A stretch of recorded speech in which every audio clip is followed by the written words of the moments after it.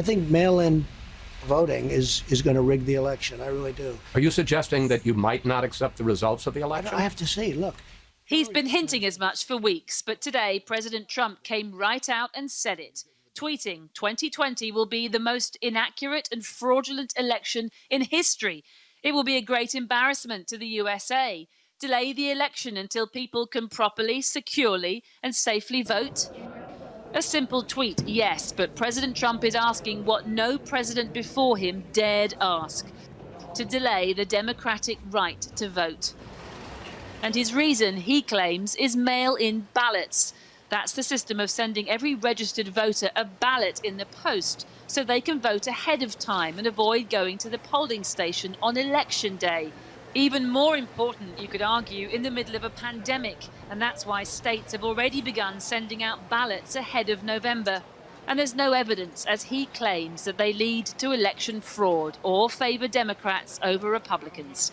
Even by his standards, the tweet caught people by surprise. Can a president delay the November presidential election, Mr. Secretary? The Secretary of State, Mike Pompeo, giving evidence at a hearing on China this morning, couldn't bring himself to answer that question. Senator, I'm not going to enter a legal judgment on that on the fly. The Department of Justice, others will make that legal determination. The date of the presidential election, held every 4 years, was set in 1845, and it would take an act of Congress to change it. Virtually impossible, given the Democrats control the House. But is there something else motivating the president? Tellingly, his tweet came after stock markets fell, as new data showed that the US economy, once his strongest calling card, suffered its worst quarterly decline since the data was first published 70 years ago. With many states still partially shut down due to the surge of COVID cases, weekly unemployment claims are also up yet again. And as infection numbers continue to rise, Donald Trump knows his poll ratings are in decline, lagging about 10 points behind his Democratic presidential rival, Joe Biden. Herman Cain hospitalized for coronavirus. The death rate is still rising too.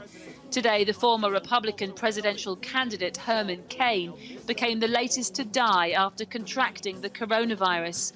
The last time he was seen in public was attending President Trump's rally in the virus hotspot of Tulsa, where he tweeted this picture of himself sitting alongside Trump's supporters with no face mask. As I pass, you'd think the president might have chosen to lay off the politics today, as mourners, including Barack Obama, gather in Atlanta to honor the life of civil rights leader and Democratic Congressman John Lewis. But the president admitted he didn't pay respects when his body lay for 2 days in state in the nation's capital. I've come here today because I, like so many Americans, owe a great debt to John Lewis and his forceful vision of freedom.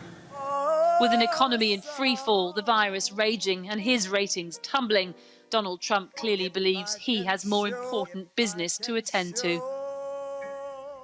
Well, I've been speaking to Dr Gloria Browne-Marshall, Professor of Constitutional Law at John Jay College of Criminal Justice. And I began by asking her whether we should take the president's tweet seriously. Well, he's president of the United States, and we should take it very seriously. The fact that he has obviously not read the Constitution and he believes he can do this as one person in the White House means that we should take it seriously because of the fear that he doesn't know the limits of his power, as well as the fact that he believes he will probably attempt to do this. Could I just clarify then what the role of Congress would be in the event that there was some sort of doubt about having an election? In the Constitution, Article 2, Section 1, Clause 2 and 4, our Constitution states that Congress is supposed to oversee the electors. Now, this is a very controversial process in this country. We believe that the popular vote actually elects the president, but it's actually the Electoral College that elects the president, and Congress controls the Electoral College and the overseeing of those votes.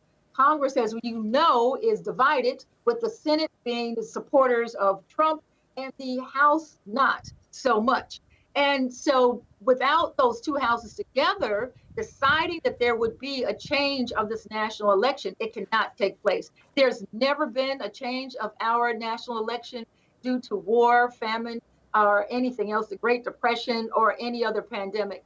So I do believe that Congress would look askance, and the people who have elected the Congress would look askance at any thought of moving the November election.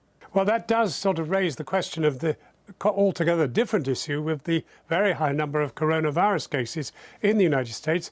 How could elections go ahead safely? The elections are planned to go ahead, if not in person, but by mail.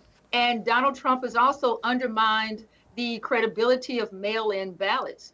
But as I've noted, we've had elections in this country during all of the wars, during the Spanish flu. So I don't see how this pandemic is going to prevent that unless he undermines the election in such a way that he gets people to actually not vote, which is voter suppression. And that is a terrible thing for this democracy. But does the United States anyway have the infrastructure that could deliver a massive postal vote without fraud? Yes, it does. Voter fraud is a very minuscule part of any election. And the fact that Trump said that he lost the popular vote by 3 million votes due to voter fraud was found to be untrue. However, the problem is if one believes your vote doesn't count, then one stays home and doesn't vote. And this vote will be more complicated because of the pandemic. And so people are fearful of contracting coronavirus by going to the polls. But there's been nothing really that's put out in public domain about how the mail-in ballots are supposed to work. And so even though this country is majority voting is Democratic, Democrats don't vote when there are obstacles, and that's how you have a Republican presidency.